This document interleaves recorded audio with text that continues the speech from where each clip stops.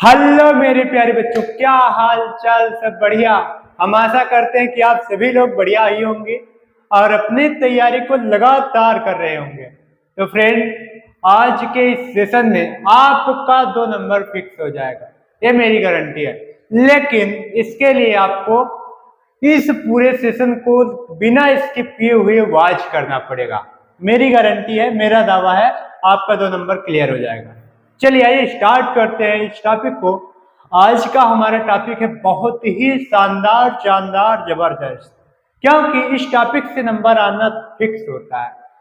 इसलिए इसको एक नई ऊर्जा के साथ हमको पढ़ना है, एक नई एनर्जी लेके आना है। इसमें वीडियो को जबरदस्त बनाना है यार, इस क्लास का एकदम माहौल अलग कर देना है, हर दिन से बेहतर इसको बनाना है। चलिए आइए स्टार्ट करते हैं। आज का टॉपिक हमारा क्या है?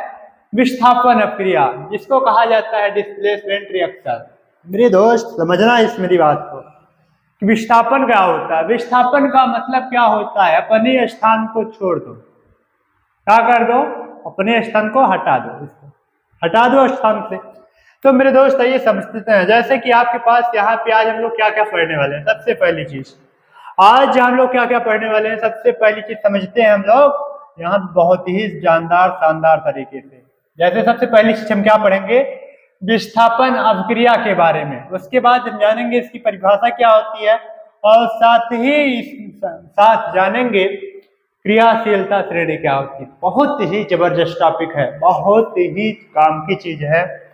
और उसके साथ में जानेंगे इसके एग्जाम्पल क्या क्या होते हैं भाई, इसके उदाहरण क्या क्या होते हैं। आइए टाइम को ना वेस्ट करते हुए, समय को ना गंवाते हुए अपने टॉपिक को क्या करते हैं, शुरू करते हैं। आइए फटाफट क्या करते हैं हम लोग, फटाफट टॉपिक को शुरू करते हैं अपने। देखते हैं क्या होती है विस्थापन अपक्रिया, किसे कहते हैं विस्थापन अपक्रिया। सबसे पहली चीज इसका हम परिभाषा जानेंगे। किसकी परिभाषा? कि विस्थापन अपक्रिया की परिभाषा क्या होती है। मेरे भैया, मेरे बता दूं, इतनी प्यारी डिफिनेशन आपको शायद ही कहीं पे देखने को मिलेगी, कहीं कहीं पे। कि अगर आपसे कोई पूछ ले कि भैया बताइए आप विस्थापन अपक्रिया किसे कहते हैं, तो एक बात याद रखना, वह रासायनिक अपक्रिया जिसमें अधिक क्रियाशील तत्व कम क्रियाशील तत्व को विस्थापित कर दे, हटा दे, भगा दे। क्या करे? एक अधिक क्रियाशील तत्व अपने से कम क्रियाशील तत्व को हटा दे, उसे कहते हैं विस्थापन अपक्रिया। सर मैं समझा नहीं, कोई बात नहीं, मैं समझाने के लिए हूं ना। वह रासायनिक अपक्रिया जिसमें अधिक क्रियाशील तत्व कम क्रियाशील तत्व को क्या करे? हटा दे, विस्थापित कर दे, उसे विस्थापन अपक्रिया कहते हैं।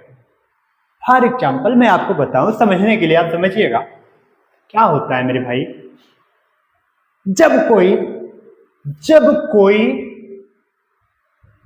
ताकतवर इंसान आता है तो अपने से कम ताकतवर को उसके स्थान से हटाने का प्रयास करता है, हटा देता है, यही काम करता है। अब भाई कोई आपसे बड़ा आता है तो क्या करते हैं आप? अपना स्थान उसको दे देते हैं कि नहीं देते हैं? वही काम समझिए, आप क्या करते हैं? अपने स्थान से विस्थापित हो जाते हैं, हट जाते हैं, हटते हैं ना। यही सेम प्रोसेस है। क्या?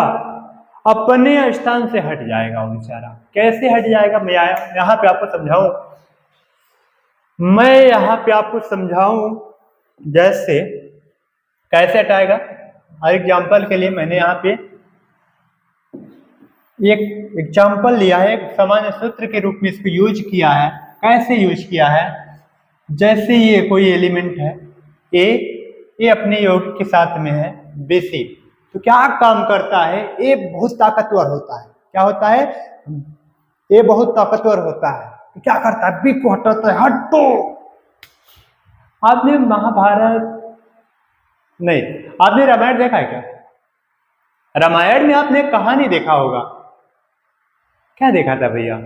सारा का सारा खेल ताकतवर का होता है। जैसे बाली और सुग्रीव 2 भाई थे, तो क्या किया? बाली जो था वो सुग्रीव से अधिक ताकतवर था। वो अपने भाई को मार मार के क्या किया था? भगा दिया था, उसका राजपाट सब कुछ छीन लिया था, यहाँ तक कि उसकी मेहरारू भी छीन लिया था ना।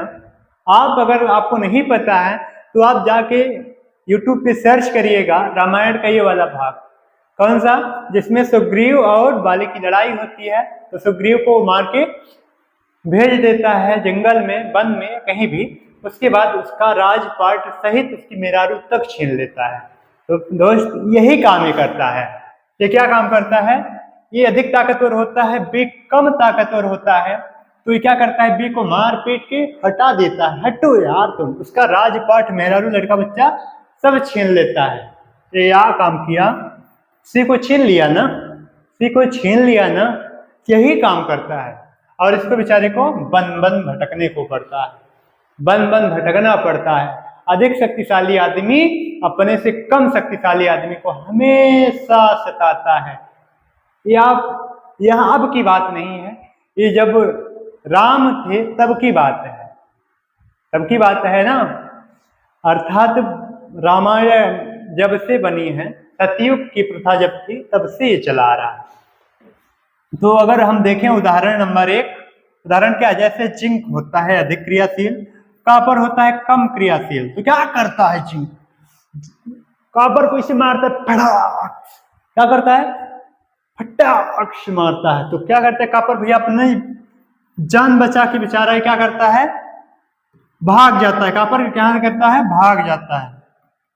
कॉपर क्या करता है भैया? अपनी जान छुड़ा के भाग जाता है। तो इसका राजपाट, इसका परिवार कौन छीन लेता है? जेडेयन। तो जिंक क्या बनाता है? जिंक सल्फेट बनाता है। पहले क्या था? ये जिंक था, क्या था? जिंक था प्लस कॉपर सल्फेट था। क्या था? कॉपर सल्फेट था। भैया जब तक अब क्रिया नहीं हुई थी तो कॉपर का एक अलग परिवार था। कॉपर अपने परिवार के साथ खुश था, मस्त था। लेकिन जैसे ही जिंक आया, कहा बेटा निकल ले। क्या कहा?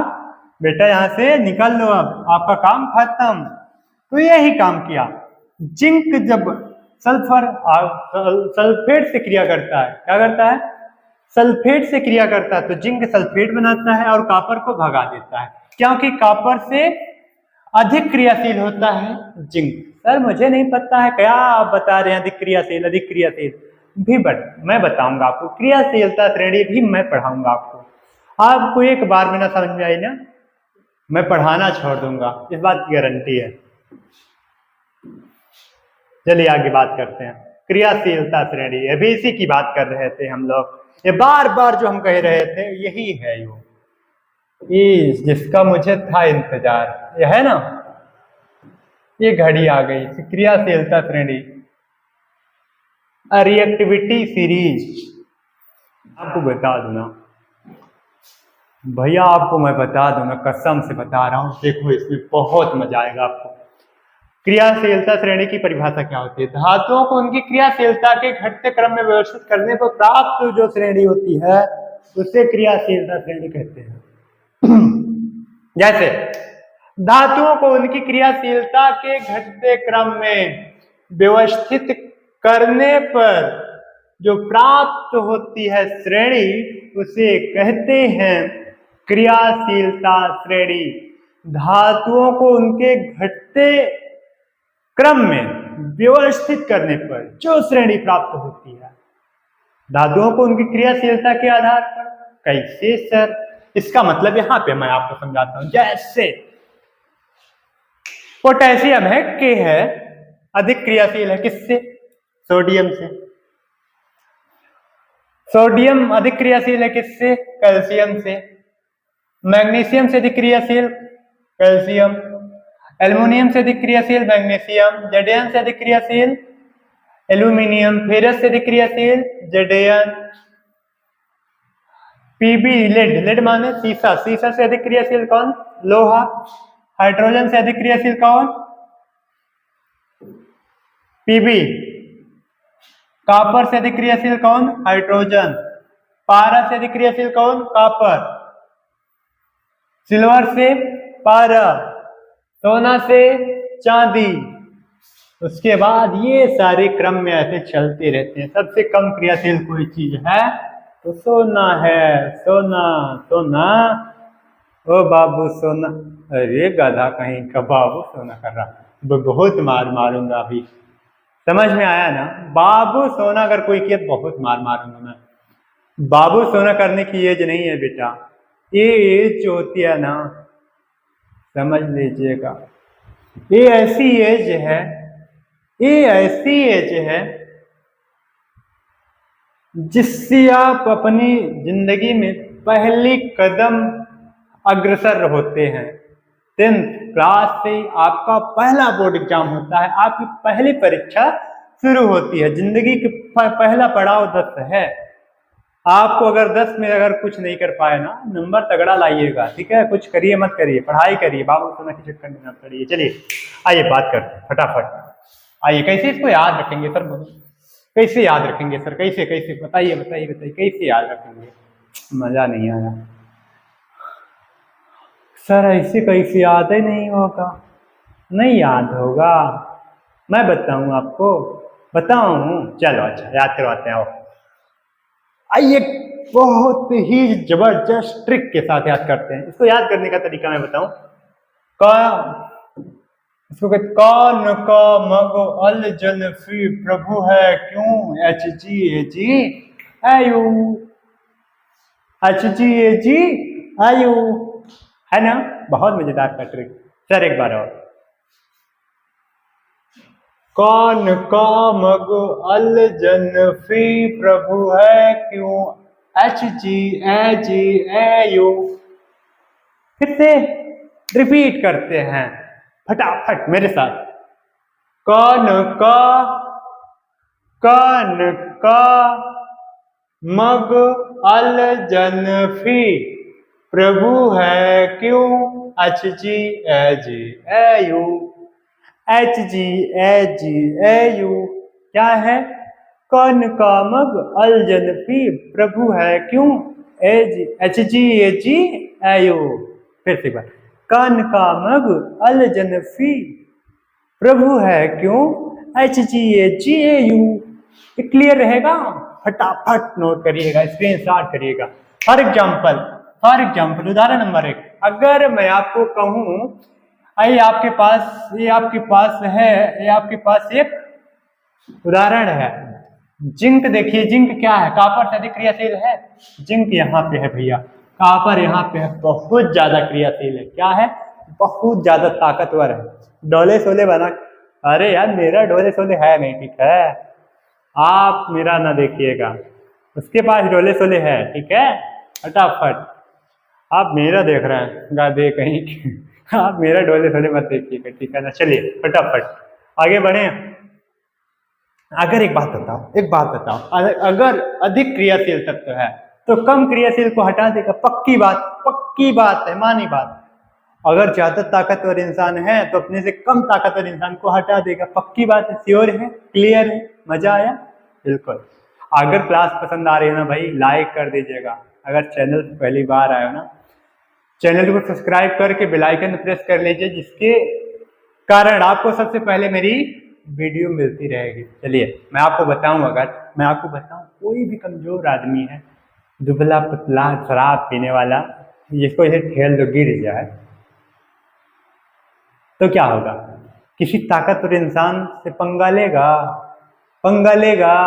नहीं लेगा। मौत के मुख में अपना हाथ थोड़ी डालेगा भाई, जान जोखिम में थोड़ी डालेगा कोई कमजोर आदमी कोई ताकतवर इंसान से पंगा नहीं लेता है। सेम प्रोसेस यहाँ पे अपक्रिया में सीखने को मिलती है कि सीयू जो होता है कमजोर होता है, किससे? जेडेएन से। अगर इस तरीके से हमको अपक्रिया मिलेगी तो आगे अपक्रिया नहीं होगी। क्यों नहीं होगी? क्योंकि भाई कोई भी आदमी अपनी जान जोखिम में नहीं डालेगा, क्योंकि सीयू कमजोर है, जेडीएन शक्तिशाली है।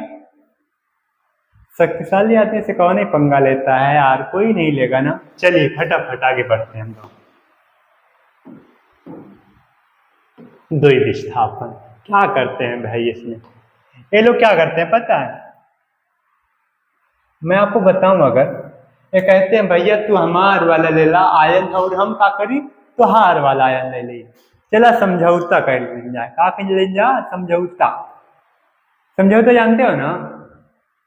द्वीप विस्थापन अपक्रियाओं में क्या होता है, इसमें आयनों का आदान प्रदान किया जाता है कि भैया आपके पास चावल है, मेरे पास गेहूं है, आप मुझे चावल ले दीजिए, मैं आपको गेहूं दे देता हूँ, इस तरीके से।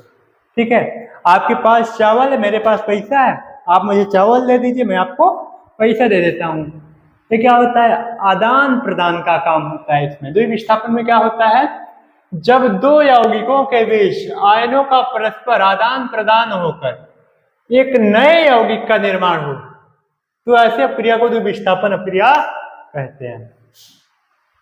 जब भैया आयनों का आदान प्रदान होगा तो उनके पास पैसा होगा, मेरे पास चावल होगा, मैं तो चावल बनाऊंगा, तो पैसे से चाहे जो खरीदे, है ना? तो कोई ना कोई नया यौगिक बनेगा, कोई ना कोई नया पदार्थ बनेगा। बात तो सही है ना? मजा आ रहा? चलिए अच्छी बात है। जैसे एग्जाम्पल के लिए आपके पास सोडियम सल्फेट है, बेरियम क्लोराइड है। अब भैया आपको पता है Na पे +4, SO4 पे -4, Ba पे +4, इस पे -4, इसका प्लस इसके माइनस से, इसका प्लस इसके माइनस से क्या होता है, क्रिया कर लेता है। तो यहाँ पे क्या बनाता है, BaSO4 बनाता है और उसके बाद NaCl जाके बन जाता है। यहाँ पे बैलेंसिंग करना बहुत जरूरी है, यहाँ जो कि बैलेंस किया गया आपको ऑलरेडी है। ठीक है, आप ऑलरेडी बैलेंस किया हुआ नहीं मिलेगा, आपको बैलेंस करना पड़ेगा, बट यहाँ पे आपको बैलेंस किया हुआ मिल रहा है। ठीक है ना? चलिए मैं आगे की चर्चा करूं। अगर सर एक बार रिपीट कर दीजिए, कौन बोल रहा है? एक बार रिपीट कर दूं मैं? चलिए अच्छा एक बार रिपीट करते हैं फिर से पुनः। जब क्या करेगा भाई, दो यौगिकों के बीच में, जब दो यौगिकों के बीच में आयनों का, किसका, आयनों का, आयन जानते हो, एक धन आयन होता है, एक ऋण आयन होता है, आयनों का परस्पर आदान प्रदान किया जाता है, तब उस अपक्रिया के बाद एक नए यौगिक का निर्माण होता है। जब भैया हम आपको कुछ देंगे, हम आपसे कुछ लेंगे, तो इस दौरान कुछ नया चीज होगा ना, कुछ नया बनाएंगे ना, तो इसी को कहा जाता है द्वीप विस्थापन अपक्रिया। क्या कहते हैं? इसी को द्वीप विस्थापन अपक्रिया कहा जाता है। इसमें कोई डाउट नहीं है? चलिए फटाफट। फॉर एग्जाम्पल के लिए हमने बताया कि Na पे प्लस चार्ज होता है, SO4 पे माइनस चार्ज होता है, Ba पे प्लस चार्ज होता है, Cl पे माइनस चार्ज होता है। इसका माइनस इसके प्लस से, इसका माइनस इसके प्लस से जाके आयनों का आदान प्रदान कर लिया कि भैया मेरे पास प्लस है, आप मुझसे माइनस वाला ले लो। ये मतलब क्या करते हैं, परस्पर चेंज करते हैं। ठीक है, समझ में आ रही है मेरी बात? बात समझ में आ रही है ना? अगर समझ में आ रही है ना, एक बार लाइक कर दीजिएगा वीडियो को और #मक्खन लिखिएगा कमेंट बॉक्स में। बहुत मजा आता है यार देखने में, बहुत मजा आता है। चलिए आगे की चर्चा करूं मैं। अगर आपसे कहता है ऑक्सीकरण की परिभाषा क्या होती है, कि भैया बताइए ऑक्सीकरण किसे कहते हैं, मैं आपको बताऊं, किसी भी पदार्थ में ऑक्सीजन का जुड़ना है और हाइड्रोजन का हटना ऑक्सीकरण कहलाता है। एक बात में क्लियर, सर नहीं समझाया? ऑक्सीकरण मतलब ऑक्सीजन जुड़ेगा और हाइड्रोजन हटेगा। ऑक्सीकरण में ऑक्सीजन जुड़ता है, हाइड्रोजन हटता है। नहीं समझ में? ऑक्सीकरण अपक्रिया में ऑक्सीजन जुड़ता है और हाइड्रोजन हटता है। क्या करता है? ऑक्सीकरण अपक्रिया में हाइड्रोजन हटता है और ऑक्सीजन जुड़ता है। क्लियर? किसी पदार्थ में ऑक्सीजन का जुड़ना और हाइड्रोजन का हटना ऑक्सीकरण कहलाता है। Clear clear clear clear clear? अगर ये आप सभी का क्लियर है ना, #मक्खन लिखिएगा कमेंट बॉक्स में। चलिए फटाफट। किसी भी पदार्थ में, किसी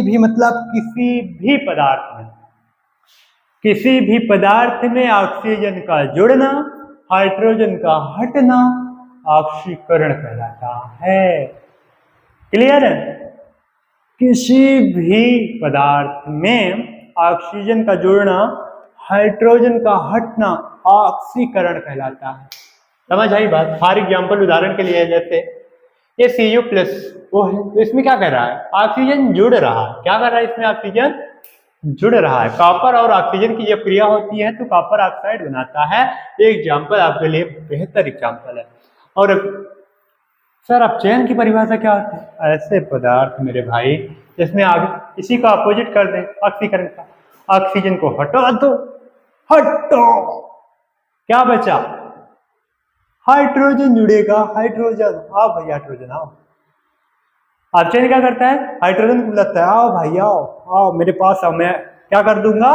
आपको जोड़ लूंगा अपने साथ। लेकिन ऑक्सीजन ऑक्सीकरण में क्या करता है? ऑक्सीजन को बुलाता है ऑक्सीकरण, आओ भाई मैं आपसे क्या करना चाहता हूं? मित्रता, दोस्ती। ठीक है? इस तरीके से अगर आप देखोगे इसमें क्या होता है, कॉपर ऑक्साइड था, H2 से क्रिया हुई तो Cu बेचारे को अलग कर दिया गया और ये क्या बना लिया? पानी अपना बना लिया। क्या बनाया? पानी बना लिया। पानी पिएगा ना?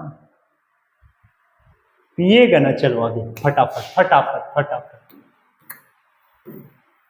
रेडॉक्स अपक्रिया किसे कहते हैं? बहुत जबरदस्त टॉपिक। ये कभी कभी आपको एग्जाम में बहुत देखने को मिल जाता है। रेडॉक्स अपक्रिया हमेशा देखने को मिलता है, हमेशा आता है।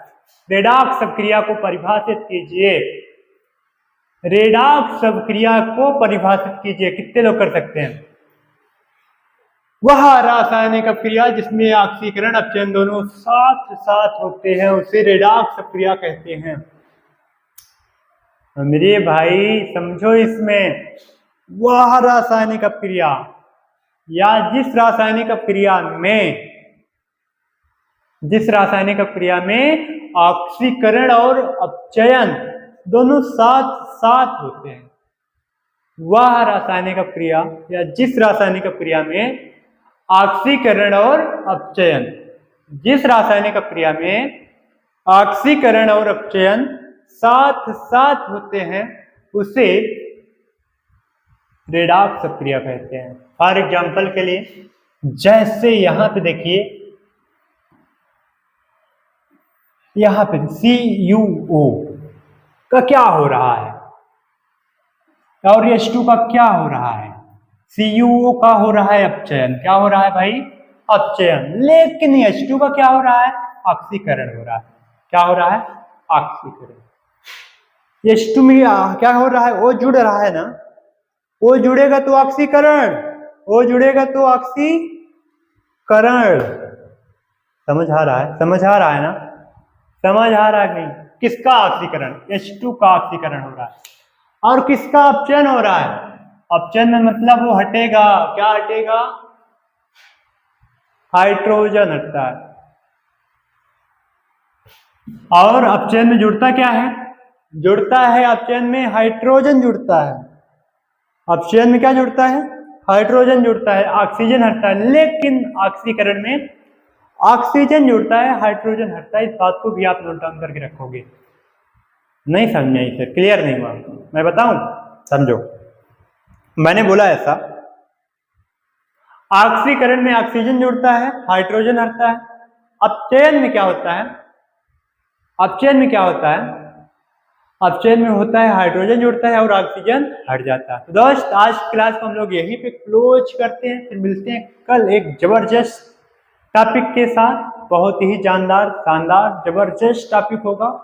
कल के क्लास में हम लोग सारी चीजों को इंक्लूड करते हुए कल अपना हम पहला टॉपिक क्लोज कर लेंगे। उसी के साथ फिर हम लोग पढ़ेंगे अपने अगले टॉपिक की ओर, अगले साइंस की ओर। चैप्टर नंबर 1 पढ़ेंगे फिजिक्स का। तो दोस्त मिलते हैं कल की क्लास में एक जबरदस्त, शानदार शानदार से शानदार, बेहतर से बेहतरीन क्लास में। तो कल आप सभी लोग और ज्यादा मात्रा में जुड़ने का प्रयास कीजिएगा और अपने भाई बहनों को जोड़ने का प्रयास कीजिएगा, अपने साथियों को जोड़ने का प्रयास कीजिएगा। तो मिलते हैं कल के क्लास में। तब तक के लिए जय हिंद, वंदे मातरम।